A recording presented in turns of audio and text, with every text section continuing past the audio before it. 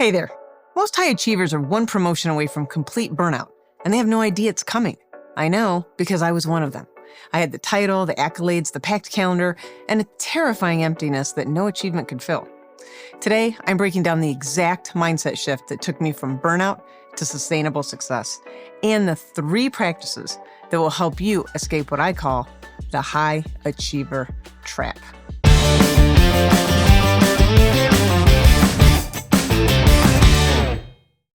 If you're exhausted from chasing validation and ready to build something that actually lasts, this video, it's for you. I'll never forget sitting alone in my office, long after everyone had gone home. It was late fall, getting darker earlier each day. The streets had quieted down. Everyone was settling in over dinners with their families or friends for connection. Another project was done. I had nailed it. It was complete. Another target crushed. On paper, I was killing it. I had a whole checklist of achievements, ticking every single box. But staring at that glowing screen, hearing cars slowly swishing down the street and distant voices on the sidewalk, all I felt was this deep, hollow emptiness. The win meant nothing. Just a brief hit of relief before anxiety about the next thing flooded in. And that's when it hit me. I was climbing a ladder at lightning speed, leaning against the completely wrong wall. This is the high achiever trap, and it's an epidemic. 66% of employees are experiencing burnout right now, with rates hitting 80% for younger professionals. The World Health Organization now recognizes burnout as an occupational syndrome, not just feeling tired, but profound emotional, physical, and mental exhaustion. The symptoms? Feeling fatigued even after rest, deep cynicism, and detachment from your work, and watching your performance steadily decline. But here's what most people miss. The trap isn't about working too hard. It's about working from the wrong operating system. So why do we keep doing it? Why stay on this hamster wheel when we know it's running us into the ground? The reason is psychological and runs deep.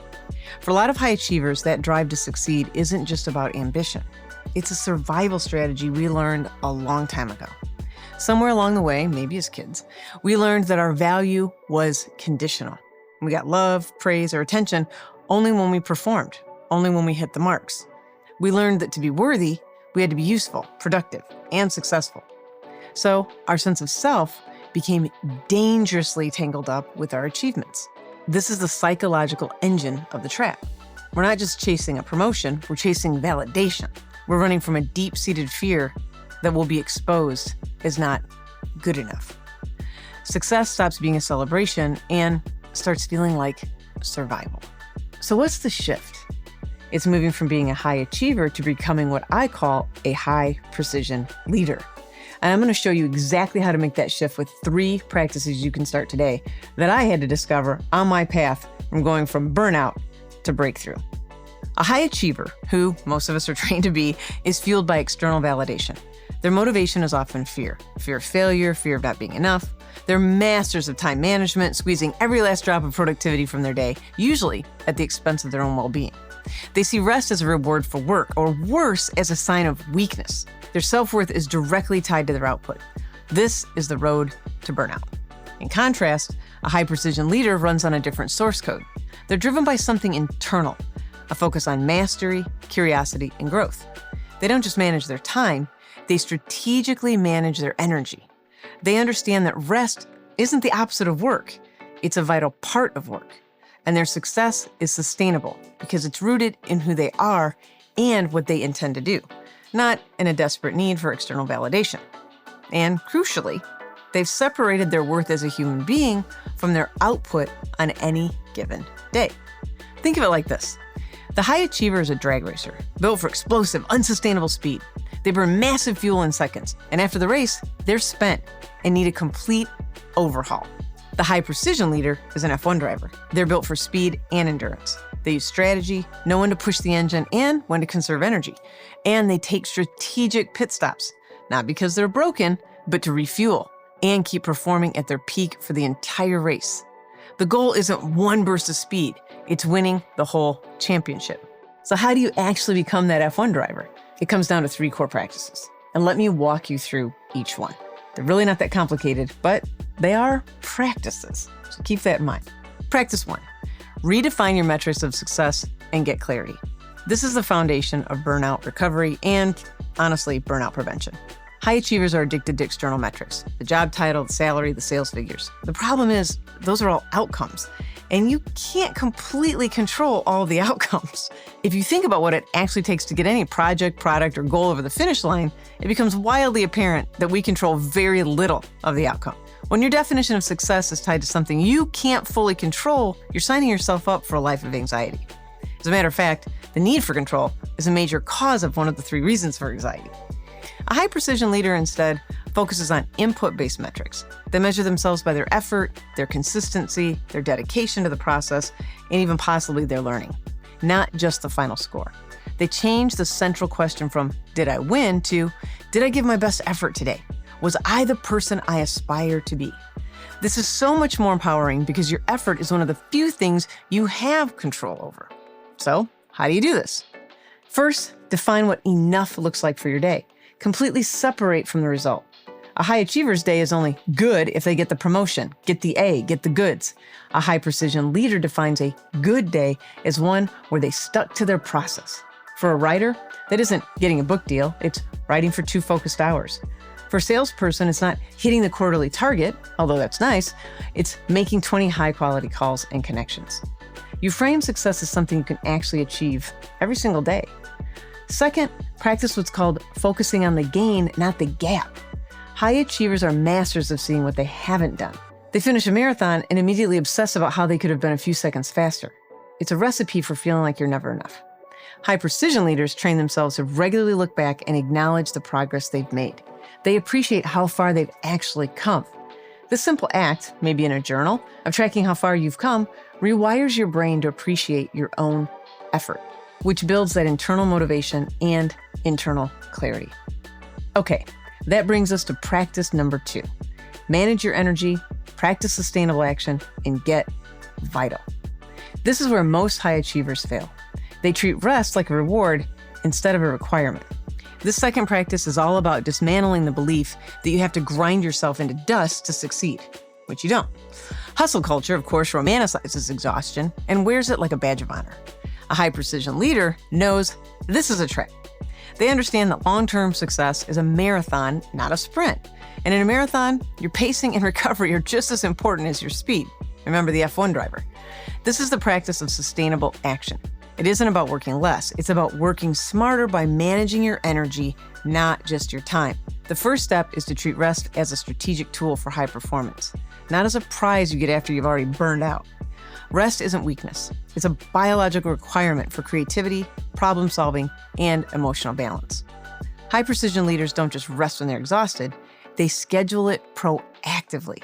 This means real breaks during the day, enjoying time being unplugged and taking time to be with people that matter to you outside of your work environment, to nurture relationships, and also hobbies and other things that you're interested in. Neuroscience shows our brains can only hold peak focus for about 90 to 120 minutes. So taking short breaks during the day can literally refuel your mind and your energy. Even more radically, it means scheduling do-nothing time in your calendar and protecting it like it's a meeting with your CEO. And if you are the CEO, even better. This is time for hobbies, for play, for just being. It's not wasted time. It's recovery time. It's what lets you come back to your work with fresh eyes and renewed energy. The second part of this step is mastering the art of setting boundaries. High achievers, self-included, are often people pleasers, saying yes to everything because it feels safer than letting someone down. It avoids conflict at best. At worst, it creates a long-term resentment and unease. This leads to a schedule packed with other people's priorities. High precision leaders understand that no is a critical skill and also a complete sentence. A clear no to a low priority thing is a powerful yes to your well-being, your most important work, and to what will truly move the needle in your life, at work and at home. And that brings us to practice number 3. Decouple your worth from work and get real. This is the deepest work, and it's the key to sustainable success that doesn't destroy you in the process. This third practice gets right to the root of the trap, the toxic fusion of your self-worth and your achievements. As long as you believe, even subconsciously, that I am what I achieve, you will be trapped, or that you need to achieve to matter and to be loved. You'll be trapped again. Any failure, any moment of rest won't just be a setback. It will feel like a verdict on your very soul. Decoupling your worth from your work means finding a sense of worth that is non-negotiable and not dependent on the outcomes associated with the work role in your life. Remember, your role at work is only one of the many that you play in your life in the first place. Granted, it can be a very meaningful one, but unchecked, it can also become a self-worth trap. Decoupling your worth from your work is the profound understanding that your value as a person is inherent. It doesn't go up when you succeed, and it doesn't go down when you fail. A high-precision leader gets this. They have a whole identity. They aren't just a director or a founder or a CEO. They are also a friend, a parent, a partner, a creative person, and a learner. So how do you practice this? First, actively invest in the parts of your identity that have zero to do with your job. Who are you without your professional title? What do you love to do just for the sake of doing it, with no goal attached? Maybe it's hiking, playing an instrument, or volunteering. You have to schedule time for these things. This isn't just a hobby. It's a deliberate practice of reinforcing the truth that your job is something you do, not the entirety of who you are. And here's another consideration. Your work may be also contributing to other roles in your life that matter, like being a mom who's supporting their kids to go to college, or a dad who's wanting to make sure that there's savings in place for future retirement and more time with family and friends in the future. Secondly, you have to change your relationship with the idea of failure. For the high achiever, failure is a threat to their identity. For the high precision leader, failure is just data. It's just feedback. It's a chance to learn and get better. This requires self-compassion. When you have a setback, instead of beating yourself up, treat yourself with the same kindness you'd offer a good friend. Acknowledge the disappointment and then ask, what can I learn from this? This reframes failure from being a judgment on your worth to being a step on your journey. This is about cultivating a deep, unshakable belief in your own intrinsic value. A powerful mantra to repeat is simply this: my worth is my worth. My work is my work. The way out of the high achiever trap isn't about giving up on your ambition. No. Ambition and goals and desires can be worked with very intentionally. Ambition's not bad. It's about anchoring your ambition in something that's actually sustainable and true for you. It's about making that critical shift from a validation-seeking high achiever to an integrated, purpose-driven, high-precision leader. This journey is about redefining your metrics to focus on effort, not just outcomes.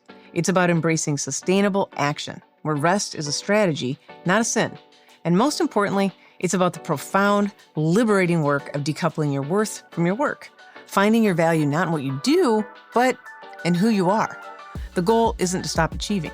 It's to build a legacy that lasts, and that starts with building a life that you can actually sustain and enjoy. So I'll leave you with a question.